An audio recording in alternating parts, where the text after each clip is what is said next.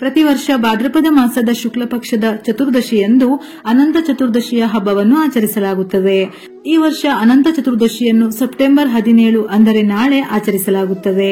ಈ ದಿನದಂದು ಭಗವಾನ್ ವಿಷ್ಣು 14 ಲೋಕಗಳ ರಕ್ಷಣೆಗಾಗಿ 14 ಅವತಾರಗಳನ್ನು ತೆಗೆದುಕೊಂಡನೆನ್ನುವ ಉಲ್ಲೇಖವಿದೆ. ಈ ದಿನ ಯಾವ ವ್ಯಕ್ತಿ ಭಗವಾನ್ ವಿಷ್ಣುವನ್ನು ಶ್ರದ್ಧಾ ಭಕ್ತಿಯಿಂದ ಆರಾಧಿಸುತ್ತಾನೋ ಅವನು ವಿಷ್ಣು ದೇವನ ವಿಶೇಷ ಅನುಗ್ರಹವನ್ನು ಪಡೆದುಕೊಳ್ಳುತ್ತಾನೆ, ತನ್ನೆಲ್ಲ ಸಂಕಷ್ಟಗಳಿಂದ ಮುಕ್ತಿಯನ್ನು ಪಡೆದುಕೊಳ್ಳುತ್ತಾನೆ. ಈ ದಿನದಂದು ಭಗವಾನ್ ವಿಷ್ಣುವನ್ನು ಮೆಚ್ಚಿಸಲು ಧಾರ್ಮಿಕ ಚಟುವಟಿಕೆಗಳು, ಪೂಜೆಗಳಂತಹ ಮಂಗಳಕರ ಕಾರ್ಯಗಳನ್ನು ಮಾಡಬೇಕು. ಇದು ವ್ಯಕ್ತಿಯ ಜೀವನದಲ್ಲಿ ಸಂತೋಷ ಸಮೃದ್ಧಿಯನ್ನು ತರುತ್ತದೆ.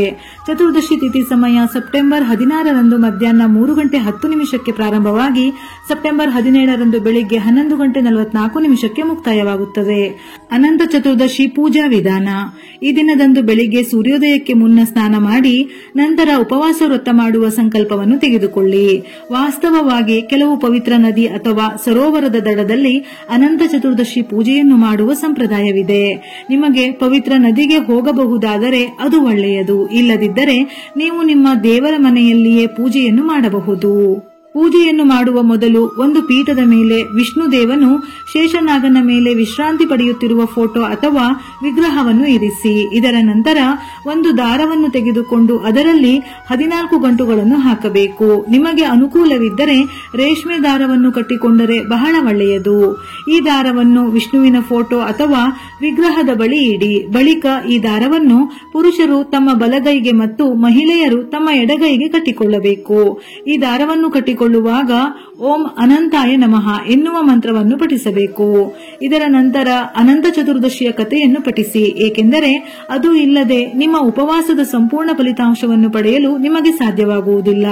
ವಿಷ್ಣು ಮತ್ತು ತಾಯಿ ಲಕ್ಷ್ಮೀ ದೇವಿಯ ಸಂಪೂರ್ಣ ಅನುಗ್ರಹಕ್ಕಾಗಿ ಕಥೆಯನ್ನು ಮರೆಯದೆ ಓದಿ.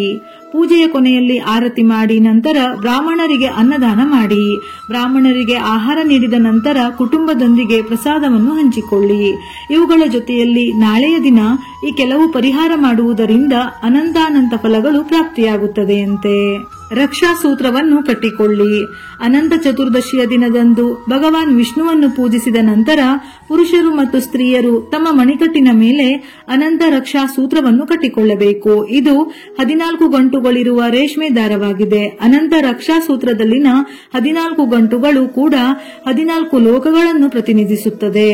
ವಿಷ್ಣು ಪೂಜೆ. ಅನಂತ ಚತುರ್ದಶಿ ದಿನದಂದು ಭಗವಾನ್ ವಿಷ್ಣುವನ್ನು ಸರಿಯಾಗಿ ಪೂಜಿಸುವುದರಿಂದ, ಕೈ ಮಣಿಕಟ್ಟಿನ ಮೇಲೆ ದಾರವನ್ನು ಕಟ್ಟಿಕೊಳ್ಳುವುದರಿಂದ ಆತ್ಮಸ್ಥೈರ್ಯವು ಹೆಚ್ಚಾಗುತ್ತದೆ, ಎಲ್ಲಾ ತೊಂದರೆಗಳಿಂದ ಮುಕ್ತಿ ಸಿಗುತ್ತದೆ ಎಂಬ ಧಾರ್ಮಿಕ ನಂಬಿಕೆಗಳಿವೆ.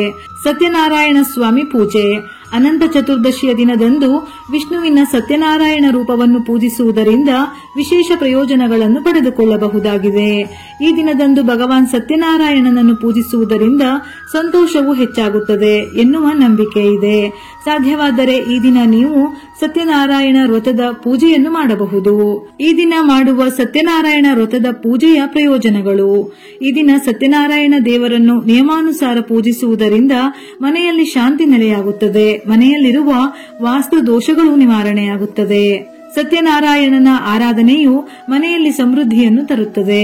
ಆರೋಗ್ಯದ ಸಮಸ್ಯೆಗಳ ನಿವಾರಣೆಗೆ ನಿಮ್ಮ ಮನೆಯಲ್ಲಿ ಯಾರಾದರೂ ದೀರ್ಘಕಾಲ ಅನಾರೋಗ್ಯದಿಂದ ಬಳಲುತ್ತಿದ್ದರೆ ಅಥವಾ ಆರೋಗ್ಯದ ಸಮಸ್ಯೆಗಳು ನಿಮ್ಮ ಮನೆಯ ಸದಸ್ಯರನ್ನು ಪದೇ ಪದೇ ಕಾಡುತ್ತಿದ್ದರೆ ಈ ದಿನದಂದು ಒಂದು ದಾಳಿಂಬೆಯನ್ನು ತೆಗೆದುಕೊಂಡು ವ್ಯಕ್ತಿಯ ತಲೆಯ ಮೇಲೆ 14 ಬಾರಿ ಸುಳಿದು ಮನೆಯಿಂದ ಹೊರಗೆ ಅಥವಾ 4 ರಸ್ತೆಗಳು ಕೂಡುವ ಸ್ಥಳದಲ್ಲಿ ಎಸೆಯಿರಿ. ಹೀಗೆ ಮಾಡುವುದರಿಂದ ವ್ಯಕ್ತಿಯ ಆರೋಗ್ಯವು ಶೀಘ್ರದಲ್ಲೇ ಸುಧಾರಿಸುತ್ತದೆ. ಅಡಿಕೆಯಿಂದ ಇದನ್ನು ಮಾಡಿ. ಅನಂತ ಚತುರ್ದಶಿಯ ದಿನದಂದು 14 ಅಡಿಕೆಯನ್ನು ತೆಗೆದುಕೊಂಡು ಪವಿತ್ರ ನದಿಯಲ್ಲಿ ತೇಲಿ ಬಿಡಬೇಕು. ಆದರೆ ಇಲ್ಲಿ ನೀವು ಗಮನದಲ್ಲಿಟ್ಟುಕೊಳ್ಳಬೇಕಾದ ಪ್ರಮುಖ ವಿಚಾರವೆಂದರೆ ನೀವು ಈ ಕೆಲಸಕ್ಕಾಗಿ ಬಳಸುವ ಅಡಿಕೆಯು ಮುರಿದಿರಬಾರದು ಅಥವಾ ಹಾಳಾಗಿರಬಾರದು. ಹೀಗೆ ಮಾಡುವುದರಿಂದ ಮನೆಯ ನಕಾರಾತ್ಮಕ ಶಕ್ತಿ ನಾಶವಾಗುತ್ತದೆ. ವಿಡಿಯೋ ಇಷ್ಟ ಆಗಿದ್ದಲ್ಲಿ ಮರೆಯದೆ ಲೈಕ್ ಮಾಡಿ. ಹೆಚ್ಚಿನ ಮಾಹಿತಿಗಳಿಗಾಗಿ ನಮ್ಮ ಫೇಸ್ಬುಕ್ ಪೇಜ್ ಅನ್ನು ಫಾಲೋ ಮಾಡಿ. ಇದೇ ರೀತಿಯ ಮನಮುಟ್ಟುವ ಉಪಯುಕ್ತ ಮಾಹಿತಿಗಳಿಗಾಗಿ ಮತ್ತೆ ಭೇಟಿಯಾಗೋಣ.